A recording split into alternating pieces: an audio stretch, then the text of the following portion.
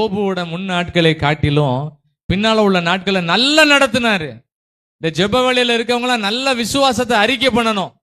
ஆண்டவர் என் பின் நாட்களை நல்லா நடத்துவாரு, என் எதிர்காலத்தை நல்லா நடத்துவாரு, நான் இனிமேதான் நல்லா இருப்பேன், நான் இனிமேதான் நல்லா ஜெபம் பண்ணுவேன், இனி நான் ஆண்டவருக்காக எழும்பி பிரயாசிப்பேன்னு சொல்லி எல்லாரும் தான் விசுவாசத்தை சார்ஜ் பண்ணிடணும் எல்லாரும். ஆமேன் ஆமேன் சொல்லுங்க. ஒரு 10 பேரும் சொல்லிட்டே இருக்கோம். எல்லாரும் சொல்லி பழகுங்க.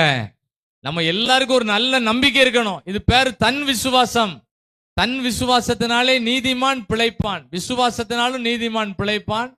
ஒவ்வொருவருக்கும் தன் விசுவாசம் இருக்கணும். யோபுவுக்கு ஒரு தன் விசுவாசம் இருந்தனால எல்லா ஃபெயிலியரையும் அவர் ஜெயிச்சிட்டார். ஆமேன் ஆமேன் ஆமேன் சொல்லுங்க. நான் 2004வது வருஷம் நான் ஆண்டவரை ஏற்றுக்கொண்டேன். 2004வது வருஷம் பிஷப் சார்ஜன்ல டீச்சர் ட்ரைனிங் படிச்சுக்கிட்டு இருக்கும்போது கர்த்தர் என்னை சந்திச்சாரு. அப்ப நான் நினைச்சேன் ஆண்டவரை ஏற்றுக்கொண்டாச்சு, இனிமே எல்லாம் நமக்கு ஆசீர்வாதம் தான் அப்படின்னு நினைச்சேன்.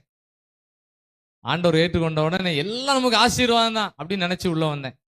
வந்து பார்த்தா அது வரைக்கும் டிஸ்ட்ரிக்ட் சீனியாரிட்டியா இருந்துச்சு. நான் படிச்சு முடிச்ச உடனே ஸ்டேட் சீனியாரிட்டியா மாறிடுது. அப்படின்னா என்ன அர்த்தம்? 10வது இடத்துல இருக்கேன்னா 1,00,000 இடத்துக்கு தூக்கி விட்டுருவாங்க. அதான் அதோட அர்த்தம். எல்லாம் வாழ்க்கையில ஒரு தீமை மாதிரி நடந்துகிட்டே இருந்துச்சு. சரி, பிஎட் முடிச்சு பார்த்தேன். அதுல உடனே வந்துடலாம்னு பார்த்தா அப்பதான் என்னது டிஆர்பி எல்லாம் உள்ள வருது. டெட் நம்பர் 1, 2ன்னு வந்துச்சு. ஆண்டவருக்கு நன்றி சொன்னேன். ஆமேன். கடைசி வரைக்கும் வேலை கிடைக்குமான்னு நானும் ஊழியத்துக்கு வந்தாச்சு. ஆண்டவர் உடனே எல்லாம் நடத்திடுவார்னு சொல்லி இப்படி எல்லாரும் நினைச்சுக்கிட்டு இருப்போம். நான் ஜெபம் பண்ணிட்டு இருக்கேன், ஆண்டவர் உடனே டான்னு நடத்துவார். ஒரு ஏற்ற காலம் வரும்போது எல்லாத்தையும் சேர்த்து நடத்துவார். ஆமேன். சரி, திருமண காரியம் நடந்தது. அதுலயாவது கர்த்தர் சக்சஸ் பண்ணி கொடுத்தலாம் பார்த்தா கிட்டத்தட்ட 13 ஆண்டுகள் எனக்கு குழந்தை கிடையாது. 13 ஆண்டுகள் கிடையாது. இந்த ஆண்டு ஜனவரி மாதம் 18ஆம் தேதி கர்த்தர் எனக்கு அதிசயமான குழந்தை பாக்கியங்களை கர்த்தர் கொடுத்தார். ஆமென்.